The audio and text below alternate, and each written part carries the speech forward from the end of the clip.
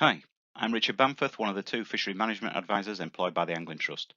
Broadly speaking, I cover the north of the country with my counterpart Jake Devoyle covering the south. Our roles are funded from fishing licence income and form part of the overall Angling Trust contract with the Environment Agency.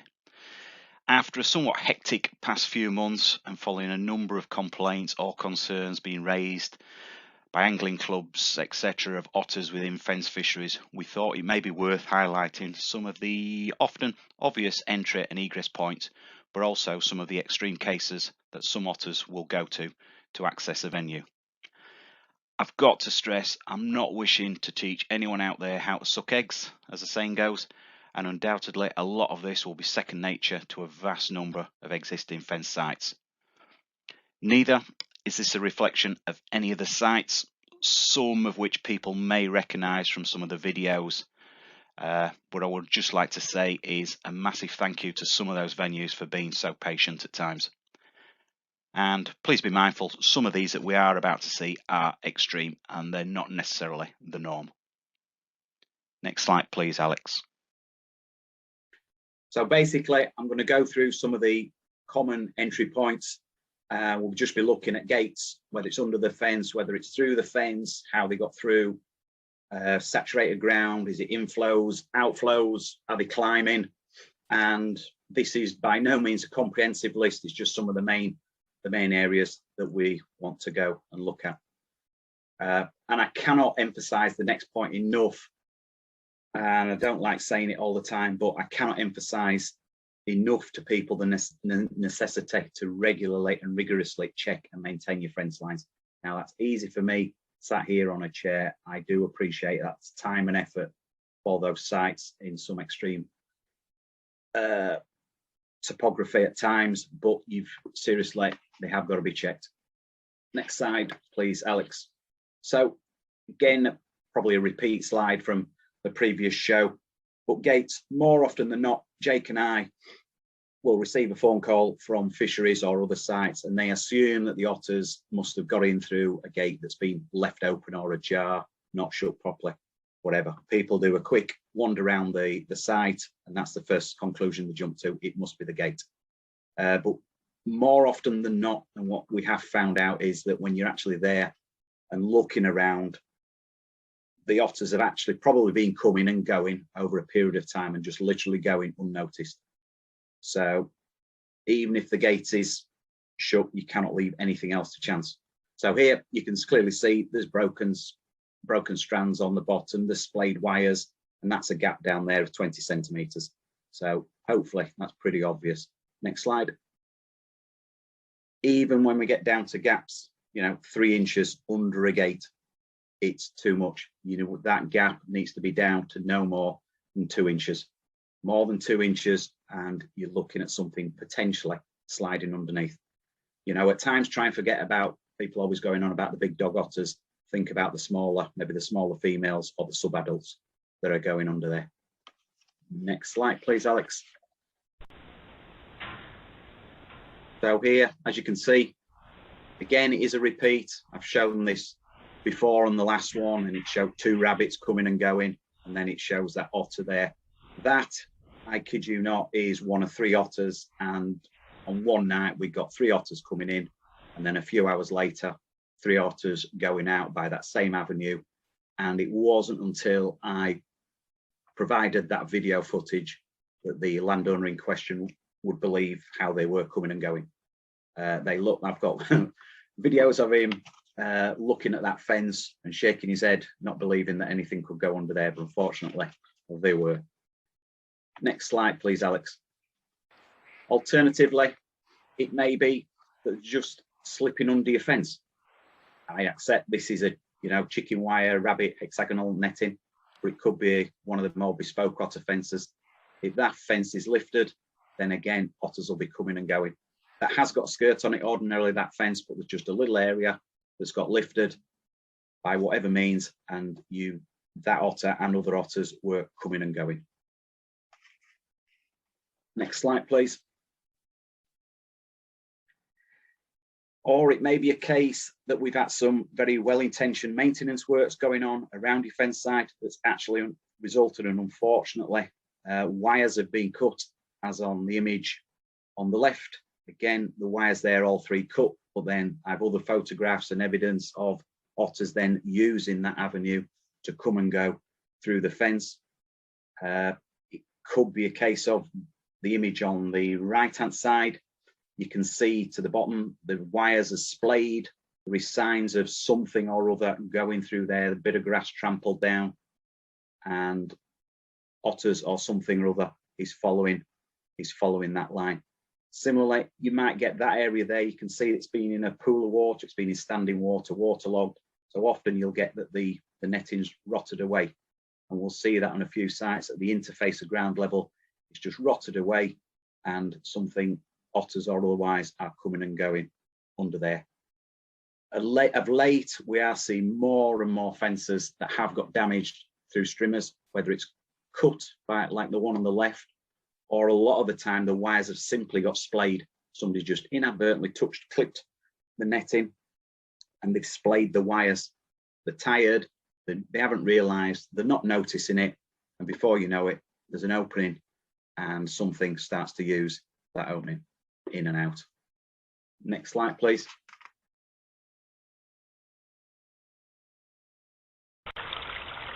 So this video, hopefully just trying to emphasize, you know, what an otter can actually go through. So this is on an outlet stream.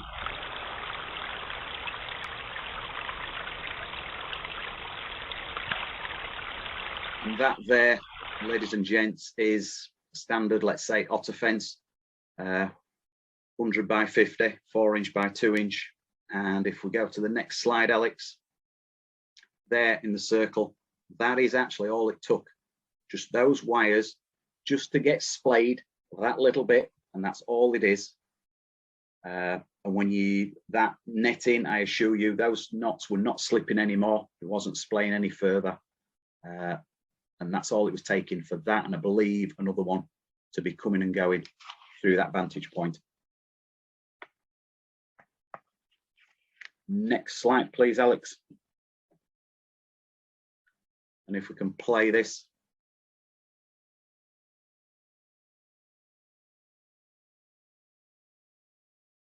We'll often get signs where otters themselves are actually scrabbling and digging at a fence line. But if you imagine if that was an otter fence and you've got a badger going at your fence and either trying to dig under the gate as it is there, going at the side of the otter fence and digging and scrabbling at your netting, can it dig under? Can it splay the wires? Who knows? It does carry on, does this video, so just stay with it if we can. Although it does appear to have frozen at my side. So maybe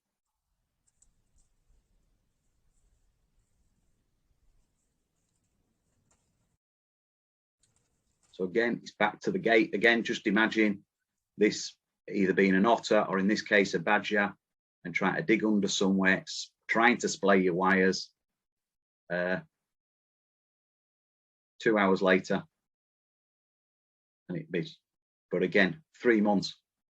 And if people tell me on their trail cameras, once they've been fenced, they've still got otters going several months afterwards, back to that fence, still going around the fishery night after night, or once a week, twice a week, whatever it may be, just trying to find a weakness in the fence, trying to get back in. Next slide, please, Alex. And here, that's just a hole. It was excavated, dug out by a badger, and then an otter was using that to come and go through that fishery. So it just illustrates you've just got to be keeping a lookout of what's going on and around your fence. Next slide, please. This interesting one, I refer to it as a slough. Whatever, it's just a wet, boggy, slushy area of ground that's absolutely saturated. You'd be halfway up your wellies or to the top of your wellies if you're walking around the edge to the right-hand side of that image. There's no pipe, there's no artificial drainage, and the ditch on the left that's been cut on the inside of the fence, that's purely and simply to capture surface water to feed it into a drain to take it into the water. And we'll go next slide. So the fishery on this side, it's the same, so just taken from the inside, having problems, again, things coming and going. They knew the otter wasn't fenced in, they knew it was coming and going, and just trying to figure out. And that's all there was. That little pool of water there is no more than 4 inches round, if that. And there was just a single pad mark, about otter pad mark, that is, sorry, about 20 meters to the left, heading there. So I just quickly threw up a camera, just curious, but nothing more than that. And next slide. I apologize for the quality of this.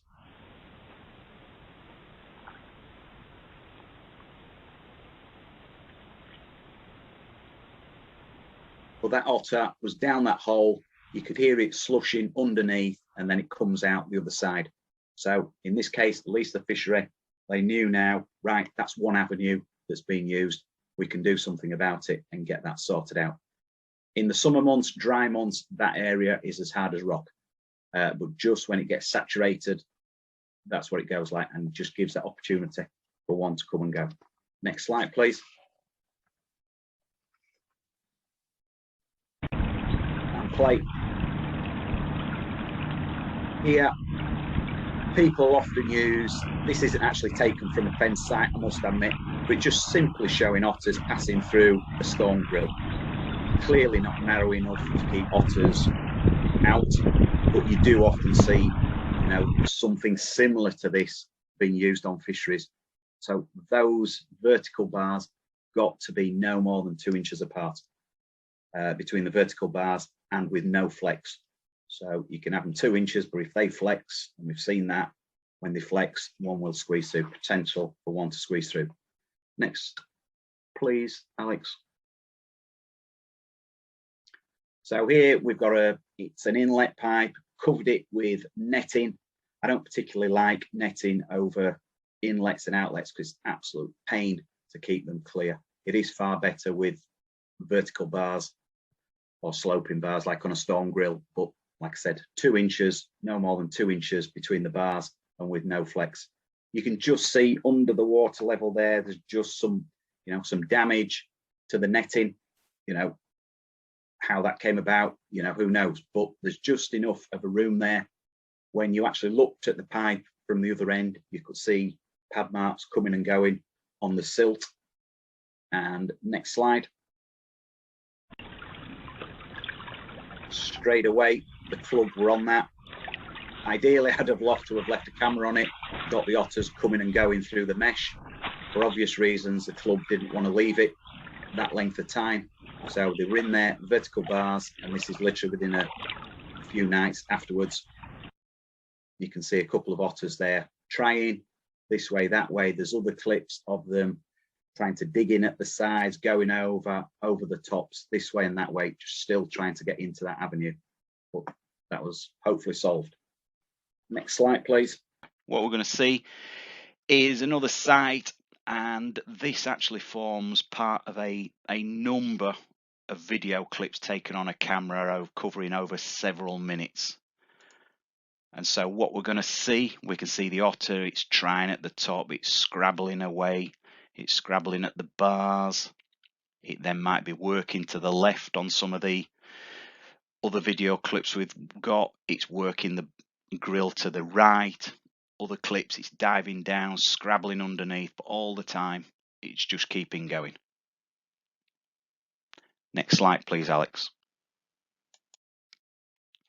Then on this one, admittedly, this is like a minute later, but genuinely, the sequence of videos takes a few minutes. But here we're going to see the otter finally, after its various attempts, just somehow finds an opening underneath the grill and it's away. But it's interesting to try and highlight, looking down at that grill, if you're trying to look under the water there, you've got the water bubbling away, you've got a little bit of debris. It is really, really difficult at times to actually ensure the integrity of that grill. So it just emphasizes the need to inspect your inlets and outlets. Again, usually inlets and outlets are my biggest bugbear, and that's usually the point where things are coming and going for obvious reasons. They're following the little brooks of streams, and the inlets getting in and out of places. So next slide, please.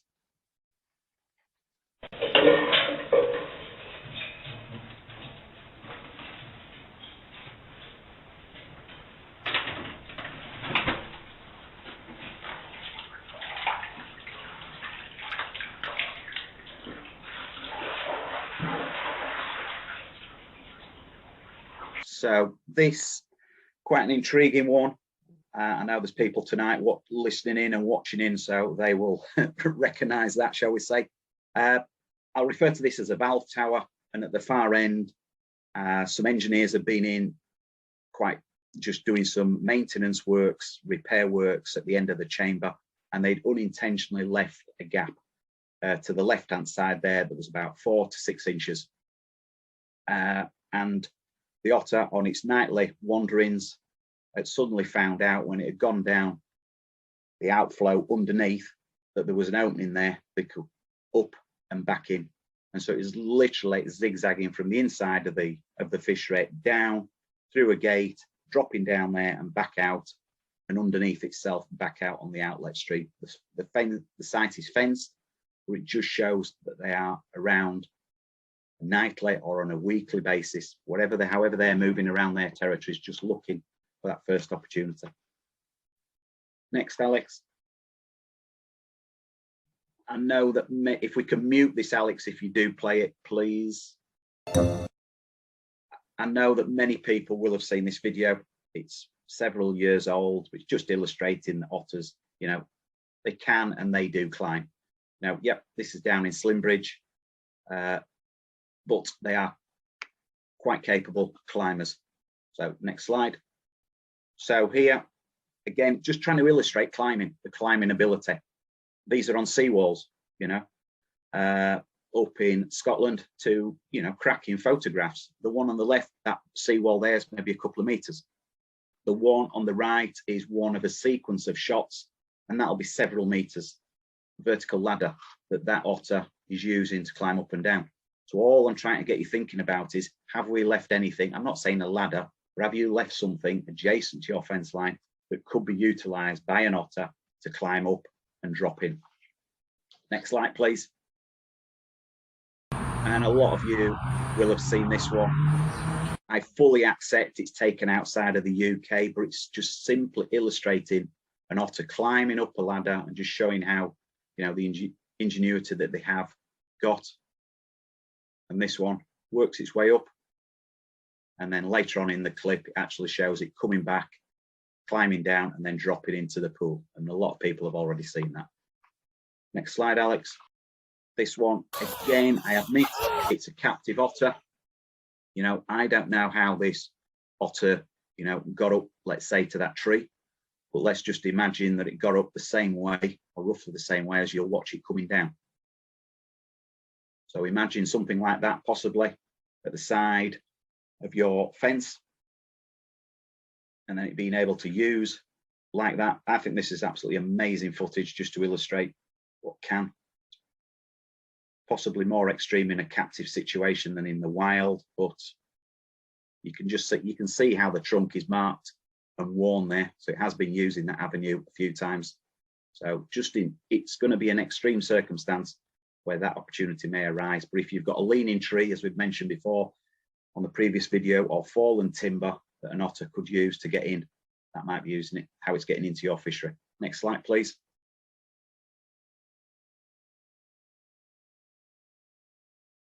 So the reason I've shown those previous ones was to then illustrate a fishery in this country.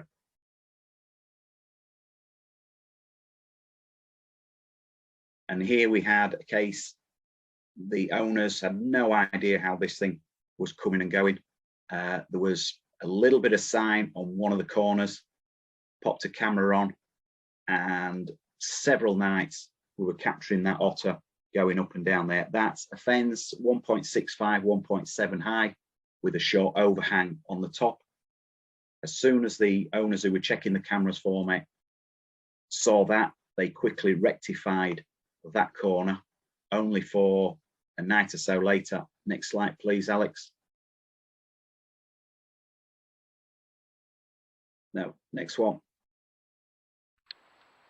It then moved down and did exactly the same thing on one of the next corners. That's about 150 meters, let's say, to the side of the previous one. So this otter had just figured it out. If it climbed up, it could squeeze through the overhang at the top and drop in to the fishery. But as soon as the landowners, they knew how the otter or otters were coming and going onto that site, they could then rectify the problem. Just some maintenance works on the fence, hopefully has resolved, well, did resolve that problem. Next slide. So all I'm asking, you've just watched some otters climbing trees, climbing up a seawall, climbing up a ladder, climbing up a fence and jumping in. So it's not beyond the realms to think of them climbing through. The image on the left, can they up and through that hole there on the gate catch? So therefore plate it off. Could they climb up the side of the gate, whether it's the hanging or the clashing side, and squeeze through? You have to go, unfortunately, at times to the nth degree to stop every which way avenue that's possible for those. So that's essentially, that's what this is about tonight, is me trying to emphasize the need to rigorously and regularly check your fences and get them signed off. Don't just leave it to the same person walking round and round and round, because that person they'll just get fed up with doing it. Change it, get on a bit of a rota, different people and a different set of eyes each time. And final slide, please. So compared to the last video that I did, I'm going to call a close to it now. Far shorter than the last one, so it's probably a sigh of relief from a number of people across the country who've been listening in. There's my contact details and those of Jake. I'd like to thank you for listening. And yeah, if you're having problems, genuinely, I'm talking now, but we do go to some places and it's very sensitive. They don't want it to be known that they've got otters coming and going. You know, we are here to help you guys. So by all means, get in touch. Thank you.